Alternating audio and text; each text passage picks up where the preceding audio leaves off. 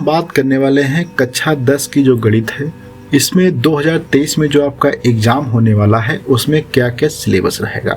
Syllabus का जानना बहुत ही आवश्यक होता है, क्योंकि किसी भी एग्ज़ाम में अच्छे से सफलता पाने के लिए जब तक आपको उस एग्ज़ाम की जानकारी सही से नहीं प्राप्त होगी कि आपको क्या पूछा जाने वाला है, आपके पेपर में क्या क्या आने वाला है, तो आप उसमें अच्छे नंबर प्राप्त नहीं कर सकते। यह उसी प्रकार से है जैसे कि आप मान लिया कोई कार्य करने जाते हैं, जब तक आपको ये नहीं पता होगा कि उसमें क्या क्या चीज़ों की आवश्यकता पड़ेगी, किन किन चीज़ों से आपका कार्य पूर्ण होगा, जब तक आप उस कार्य को सफलतापूर्वक नहीं कर सकते हैं। इसी प्रकार से किसी भी एग्जाम में अच्छे नंबर लाने के लिए आपको उसका डिटेल सिलेबस मालूम होना चाहिए, और हर सिलेबस में कौन चीज़ कितने नंबर की पूछी जानी चाहिए, ये भी सब चीज़ें आपको पता होनी चाहिए। तो वही चीज़ आज हम यहाँ पे समझने वाले हैं कि क्या कितने नंबर की कौन चीज़ें पूछी जाएंगी। तो जैसे कि मैं बात करूँ तो यहाँ पे आप देख सकते हैं कि 2023 में जो आपका एग्ज़ाम होना है, इस 2023 के एग्ज़ाम में क्या है, आपका जो है शिक्षा परिषद ने क्या है 30% सिलेबस क्या कर दिया है, संक्षिप्त कर दिया है। अब इसमें बात करें सिलेबस में, तो पेपर जो होता है आपका ये 100 नंबर का होता है। टोटल कितने नंबर का होता है, 100 नंबर का। इसमें से 70 नंबर जो होते हैं आपका लिखित एग्जाम होता है, और ये जो 30 नंबर होता है ये कॉलेज की तरफ से प्रोजेक्ट और मूल्यांकन के आधार पे होता है। इसमें से 70 में से अगर आप मान लिया मार्क्स ले आते हैं केवल कितने 23, तो आप क्या हो जाएंगे, पास हो जाएंगे। इसी प्रकार से 30 में से अगर आप 10 नंबर ले आते हैं तो आप पास हो जाएंगे। लेकिन पास होना ही ज़्यादा आवश्यक नहीं है, अच्छे परसेंटेज लाना ज़्यादा आवश्यक है, क्योंकि पास तो सभी होंगे लेकिन परसेंटेज जिसका जितना अच्छा होगा उसको अच्छे आगे जो है जॉब मिलेगी, और काफ़ी जगह जहाँ पर भी आप जाएंगे वहाँ पे ज़्यादा आवश्यकता रहती है अच्छे परसेंटेज की। तो इसलिए परसेंटेज लाने के लिए आपको डिटेल सिलेबस मालूम होना अति आवश्यक है। तो अब अगर हम बात करें कि इकाई 1 जो है आपकी क्या है, संख्या पद्धति पे आधारित है, और यह जो है 5 नंबर की पूछी जाती है। और इसमें चैप्टर जो है केवल आपका एक चैप्टर है वास्तविक संख्या है। अब इसमें अगर हम बात करें सिलेबस की, तो इसमें यूक्लिड विभाजन प्रेमिका होती है, अंकगणित का आधारभूत प्रमेय है, उदाहरण भी इसमें कुछ हैं जैसे कि √2, √3, √5।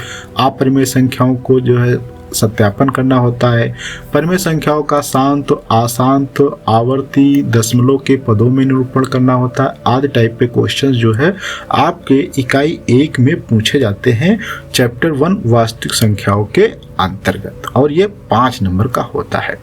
अब अगर हम बात करते हैं दूसरे इकाई की ओर, तो दूसरी इकाई जो हमारी है वह है बीज गणित की, और ये 18 नंबर की पूछी जाती है। और इस इकाई के अंदर 2 चैप्टर आते हैं। पहला चैप्टर जो होता है 2 चर वाले रैखिक समीकरण युग्म, और दूसरा चैप्टर जो होता है द्विघात समीकरण। तो पहले चैप्टर के अंदर अगर हम बात करें क्या क्या सिलेबस है, जैसे 2 चरों में रैखिक समीकरण युग्म और रैखिक युग्म का ग्राफी विधि से हल करना, एक रैखिक समीकरण युग्म को हल करने की बीजगणितीय विधि। अब बीजगणितीय विधि जो होती है इसमें क्या है 3 प्रकार के हैं, प्रतिस्थापन, विलोपन और वज्र गुणन विधि। यदि अभी तक आपने हमारे चैनल को सब्सक्राइब नहीं किया है तो आप प्लीज़ सब्सक्राइब कर लीजिए। यहाँ पे सब्सक्राइब के ऊपर क्लिक करेंगे, उसके बाद बेल आइकन के ऊपर क्लिक करेंगे और ऑल बेल को ऑन कर देंगे। इसके बाद आप हमारे वीडियो को लाइक कर दीजिए।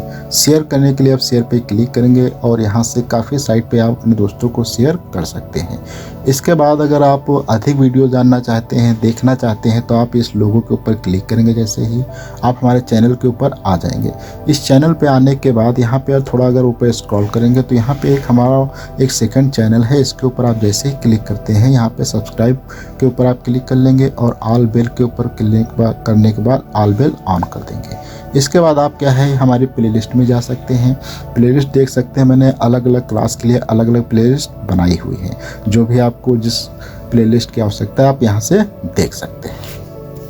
इसके बाद अगर हम बात करें दूसरा जो चैप्टर है आपका, वह दूसरा चैप्टर जो है द्विघात समीकरण पे है। इसमें क्या पूछा जाता है, तो मानक समीकरण जो होती है ax² + bx + c = 0, इसमें a 0 नहीं होता है। इसमें द्विघात समीकरणों का जो है सूत्रों द्वारा, गुणनखंड द्वारा पूर्ण वर्ग बनाकर हल कर निकालना, द्विघात समीकरण का विविक्तर और उनके मूलों के प्रकृति के बीचों के संबंध, द्विघात समीकरण के दिन प्रतिदिन के अनुप्रयोग आदि चीज़ों पर आधारित क्वेश्चन पूछे जाते हैं। अब अगर हम बात करते हैं चैप्टर नंबर या इकाई नंबर 3 पे। इकाई 3 जो है आपकी निर्देशांक ज्यामिति पे आधारित है और ये भी 5 नंबर की पूछी जाती है। इसमें चैप्टर केवल एक होता है और ये द्विविमीय था, 2 डायमेंशनल होता है। जब हम चैप्टर पे बात करेंगे तो वहाँ पे द्विविमीय का मतलब क्या होता है, डिटेल से बात करेंगे।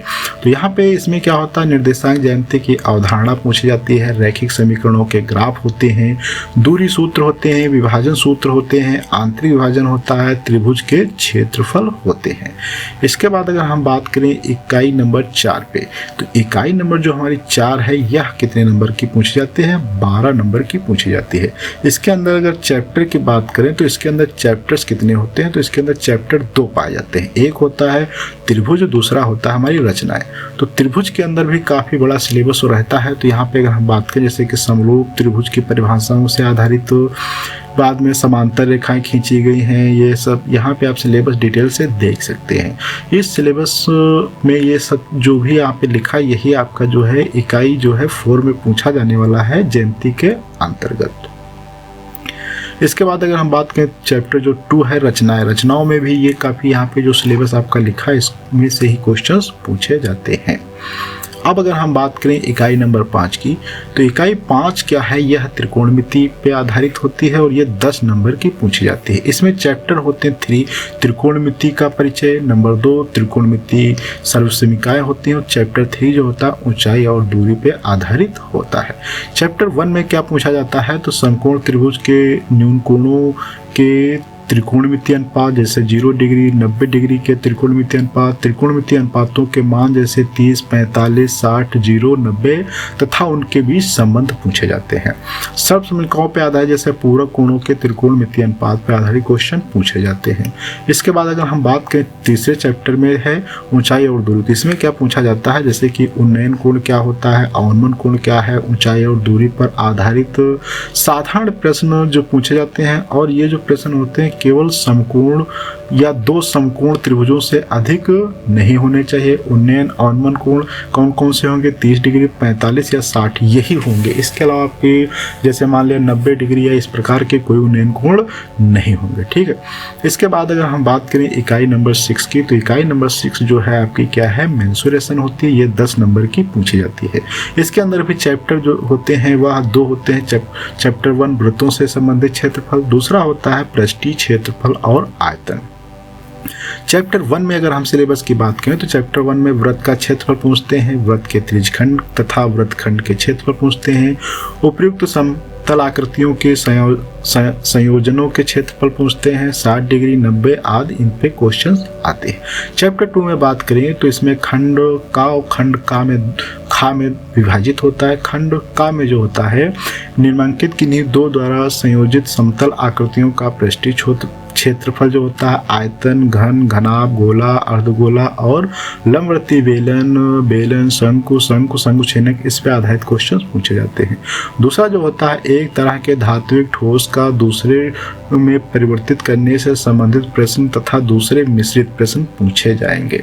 इसके बाद जो हमारा लास्ट चैप्टर यहाँ पे बचता है सांख्यिकी।